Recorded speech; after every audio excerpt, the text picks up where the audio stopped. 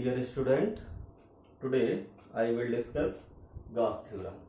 यानी आज हम लोग गॉस थ्योरम डिस्कस करेंगे और इसके एप्लीकेशंस के बारे में डिस्कस करेंगे। गॉस थ्योरम बहुत इंपॉर्टेंट है, बहुत बार एग्जाम में पूछी गई है और इसके एप्लीकेशंस कई बार एग्जाम में आपके पूछे गए हैं। तो आज हम लोग गॉस थ्योरम बहुत ही डीपली इसके बारे में डिस्कस करेंगे, गॉस थ्योरम के बारे में जो है। लेकिन गॉस थ्योरम को डिस्कस करने से पहले अब कुछ पॉइंट के बारे में डिस्कस करेंगे जो प्रीवियस लेक्चर में हम लोग डिस्कस कर चुके हैं, जैसे एरिया वेक्टर। एरिया वेक्टर, ठीक है, सभी लोग जानते भी होंगे। अगर आपने प्रीवियस लेक्चर की वीडियो आपने देखी होगी तो मेरे हिसाब से सभी स्टूडेंट इसको जानते होंगे कि एरिया वेक्टर क्या होता है। लेकिन हम इसको दोबारा फिर आपके सामने डिस्कस कर लेते हैं, डिफाइन कर देते हैं। अगर आपको इसकी डिफिनीशन लिखनी हो तो हम लोग लिख देते हैं definition: the vector plane whose magnitude is equal to the area of the surface and direction perpendicular to the plane surface. यानी अगर कोई आपका ये कोई सरफेस है तो ये इसका एरिया मान लेते हैं कैपिटल ए है, तो ये इसका मैग्नीट्यूड मान लेते कैपिटल ए है, और इसकी डायरेक्शन क्या हो जाएगी, इसके परपेंडिकुलर डायरेक्शन हो जाएगी। यानी अगर ये आप सरफेस एरिया ले लीजिए तो इसका एरिया मान लेते हैं कैपिटल ए और इसकी डायरेक्शन क्या हो जाएगी, ये परपेंडिकुलर। हमेशा याद रखिएगा एरिया वेक्टर की जो डायरेक्शन होती है वो सरफेस एरिया के परपेंडिकुलर होती है, perpendicular to the plane surface. ठीक है, ये ध्यान रखिएगा, हम लोग यूज करेंगे आगे जो है इसको। अब ये मान लेते हैं यूनिट वेक्टर है, एन यूनिट वेक्टर। तो ये आपका एरिया वेक्टर आप जब डोनेट करेंगे तो an unit vector magnitude of A. Unit vector सभी लोग जानते होंगे, जब वेक्टर चैप्टर 11th क्लास में हमने डिस्कस किया था आपसे, तो वहां पे हमने आपको बताया था यूनिट वेक्टर किसको कहते हैं, जिसका मैग्नीट्यूड 1 हो। ठीक है, तो मेरे हिसाब से आपको एरिया वेक्टर के बारे में समझ में आ गया होगा। सिर्फ ये चीज ध्यान रखिएगा कि एरिया वेक्टर की direction perpendicular to the plane, यानी कोई भी प्लेन हो एरिया वेक्टर की डायरेक्शन जो होगी वो परपेंडिकुलर टू द प्लेन ही होगी। ठीक, अब हम लोग डिस्कस कर लेते हैं प्लेन एंगल। प्लेन एंगल, ठीक है, प्लेन एंगल डिस्कस कर लेते हैं। इसके बारे में भी हमने प्रीवियस लेक्चर में आपको समझाया था। जो स्टूडेंट प्रीवियस लेक्चर की हमारी वीडियो देखे होंगे उनको पता होगा कि प्लेन एंगल क्या होता है, लेकिन हम फिर से डिफाइन कर देते हैं, जरा इसको रिवाइज कर लेते हैं। प्लेन एंगल, और मैथमेटिक्स में भी आपने इसके प्लेन एंगल के बारे में जानते होंगे कि वहां पर भी यूज होता है प्लेन एंगल जो है। तो प्लेन एंगल क्या होता है, the arc of a circle subtends an angle at the center of the circle is called the plane angle and the unit of plane angle is radian। यानी मान लेते हैं ये आपका कोई सर्किल है और इसकी आर्क ये आर्क ले लीजिए, ओरिजिन आपका यानी सेंटर ये यहाँ, और सेंटर आपका ये ओ, यानी ये सेंटर पॉइंट है आपका, और यहाँ पे ये जो एंगल बना रहे हैं थीटा, यही आपका क्या हो जाएगा, प्लेन एंगल हो जाएगा। ओके, मेरे हिसाब से आपको ये समझ में आ गया होगा। जो सॉलिड एंगल,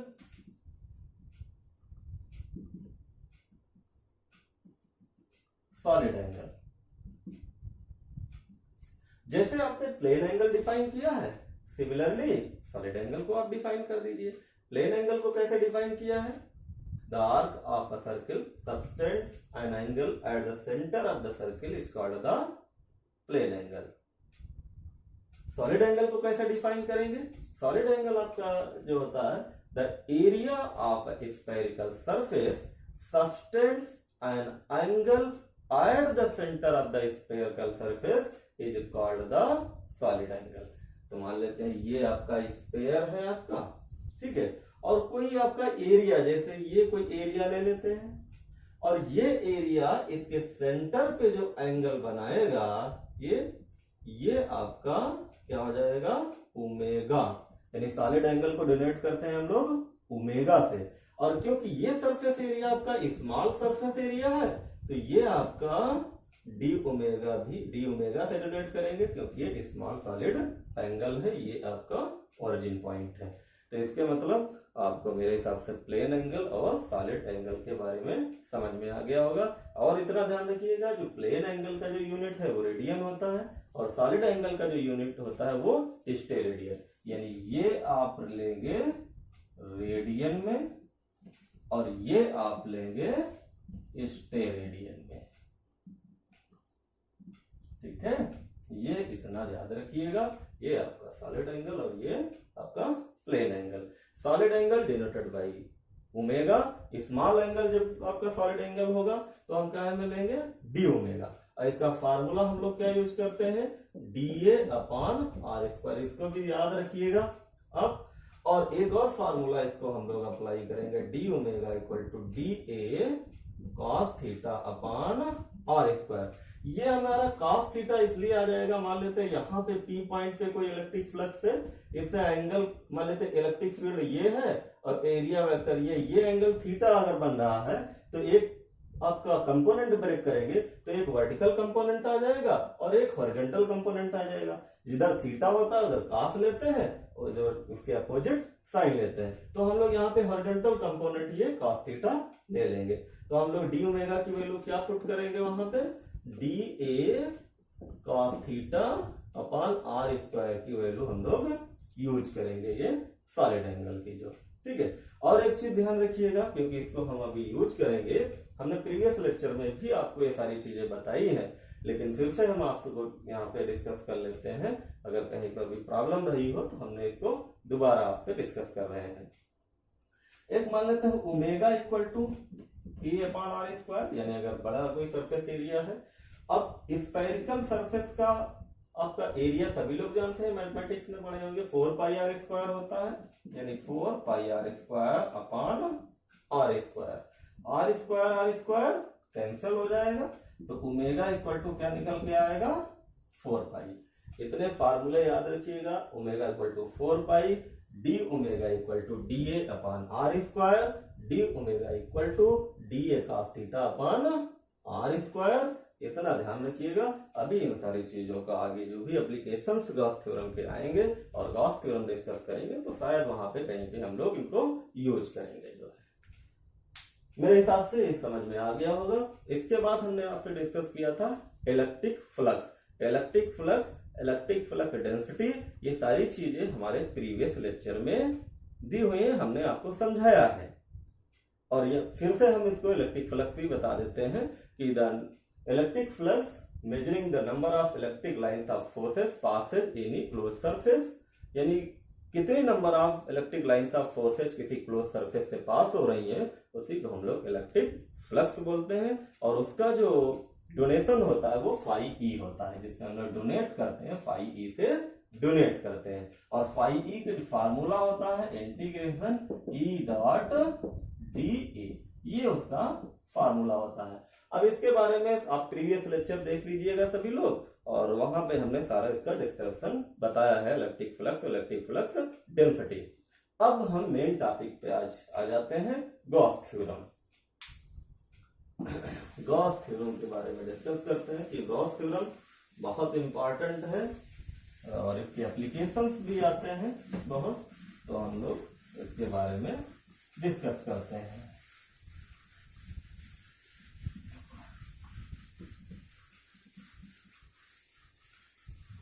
गॉस थ्योरम क्या होती है जरा देखिए। गॉस थ्योरम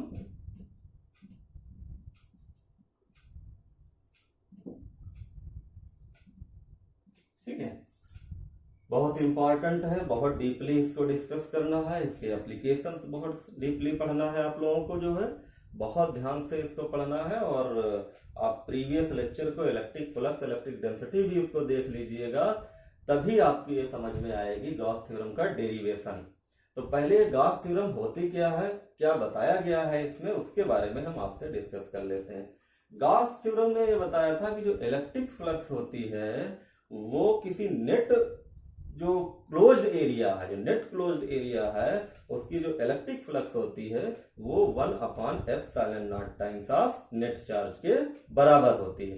यानी अगर आप इसको डिफाइन करना चाहें, डेफिनेशन इसकी लिखना चाहें, तो इसको हम लोग इस तरीके से डिफाइन करेंगे, the electric flux phi E through any closed surface is equal to the 1/ε0 times of net charge. Net charge आपका क्यू है, net charge of the closed surface.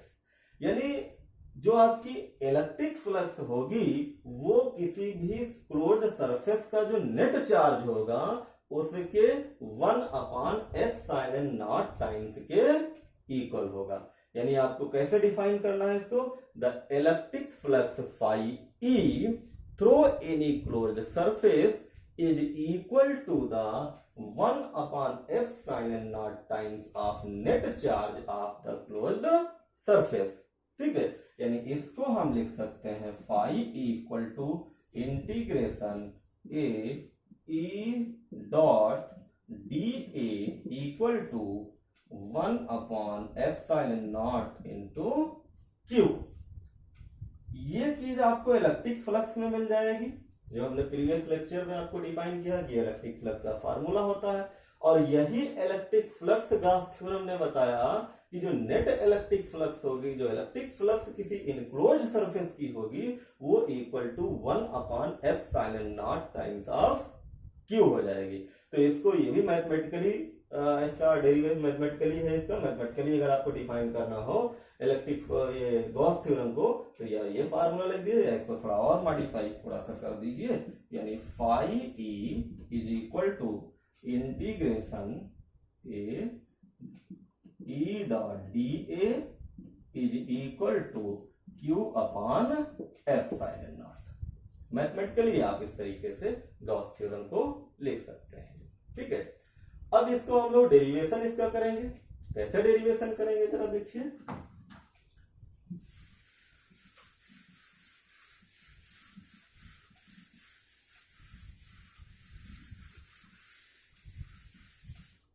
पहले छोटा सा एक फिगर बना लेते हैं। ये मान लेते हैं कोई क्लोज सरफेस है, ये इसका सेंटर है। ये यहाँ पे हम लोग क्या करते हैं, कोई सरफेस, ये इतना सरफेस ले लेते हैं। इस सरफेस से यानी ये P पॉइंट जो है, इस सरफेस पे इसकी इलेक्ट्रिक फील्ड जो होगी, यहाँ पे इस O, ये पॉइंट कोई है O, इस प्लस Q चार्ज रखा हुआ है यहाँ पे जो है। ठीक है, और ये Q चार्ज जब रखा हुआ है यहाँ पे, इस Q चार्ज की वजह से इस P पॉइंट पे आपकी इलेक्ट्रिक फील्ड ये E आपकी इस डायरेक्शन में हो जाएगी। ठीक है, अब इसका एरिया जो आपका है वो भी इसी डायरेक्शन में निकल जाएगा। ठीक है, ये आपका DA एरिया वेक्टर, जो हमने अभी आपसे डिस्कस किया था, एरिया वेक्टर क्या होता है। ठीक है, ये एंगल थीटा मान लेते हैं, जो ये टोटल एरिया कैपिटल A ले लेते हैं। ठीक है, अब हमें इसके बारे में यहीं से हम लोग डेरिवेशन कर लेंगे, इसको ऐसे मिला देंगे। ठीक है, और ये डिस्टेंस हम लोग स्मॉल r ले लेंगे जो है। ठीक, अब इसका डेरिवेशन करेंगे जो है। तो अब इस स्मॉल एरिया की वजह से इलेक्ट्रिक फ्लक्स क्या होगी, यानी डी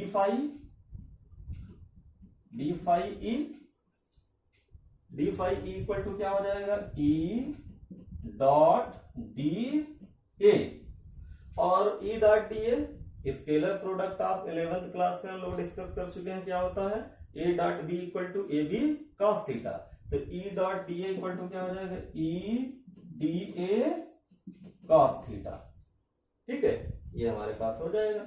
यानी आपके पास जो डी फाई आया वो निकल के आया E D A cos theta. अब intensity of electric field E आप लोग जानते हैं, पॉइंट चार्ज की वजह से electric intensity of electric field calculate किया था। क्या कैलकुलेट किया था, E equal to 1/4 pi ε0 Q upon r square. ये E की value, intensity of electric field की जो वैल्यू है, ये वैल्यू यहाँ पे पुट कर दीजिए जो है।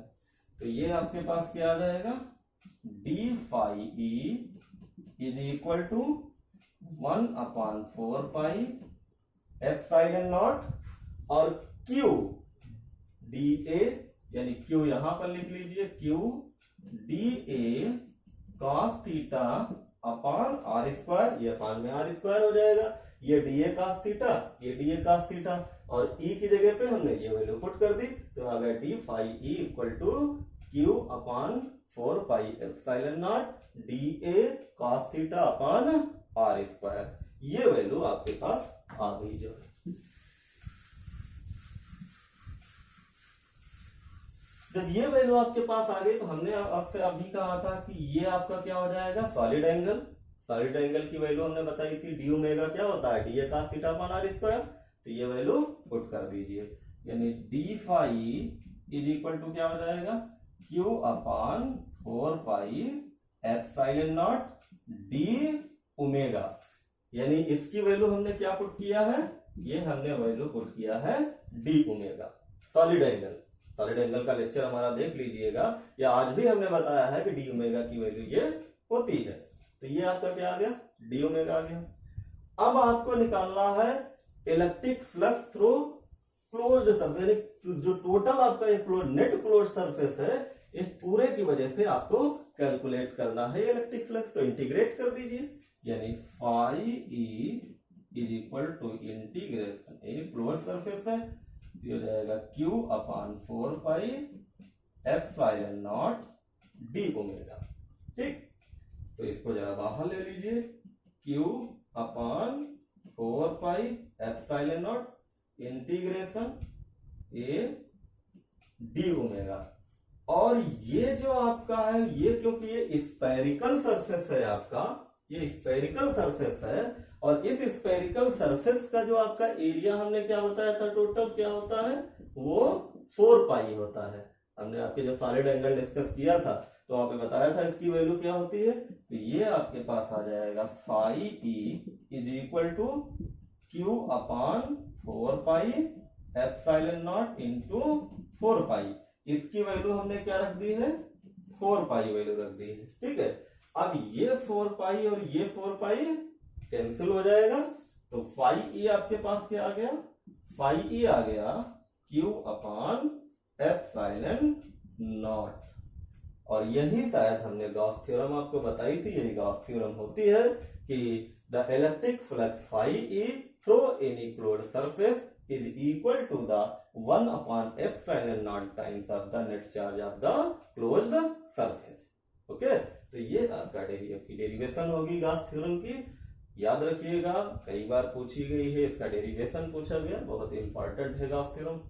अब यहाँ पे एक चीज ध्यान रखिएगा कि अगर ये चार्ज, ये तो नेट चार्ज क्यू है, यहाँ पे ये नेट चार्ज आपका Q ना हो करके इस सरफेस पे कहीं पे प्लस हो कहीं पे माइनस हो, तो मान लेते हैं प्लस Q1 हो, माइनस Q2 हो, प्लस Q3 हो और माइनस Q4 हो, तो आपकी टू इलेक्ट्रिक फ्लक्स क्या हो जाएगी, यानी फाई इक्वल टू फिर आ जाएगा 1 upon epsilon not Q1 minus Q2 plus Q3 minus Q4 and so on.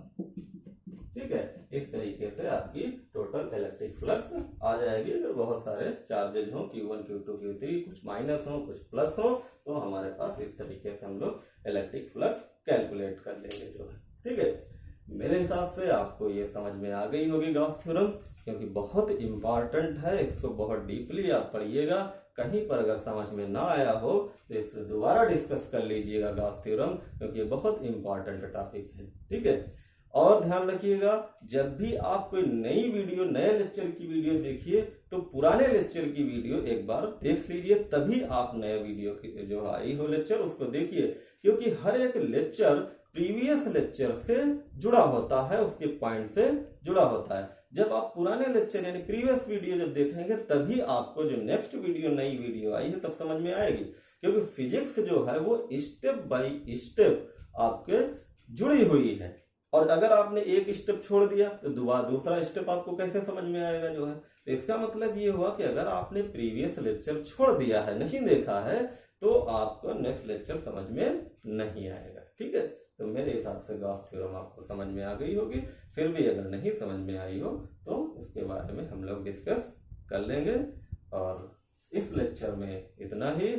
हम नेक्स्ट लेक्चर में जो है इसके गॉस थ्योरम की एप्लीकेशंस लेके आएंगे। Thank you my dear student.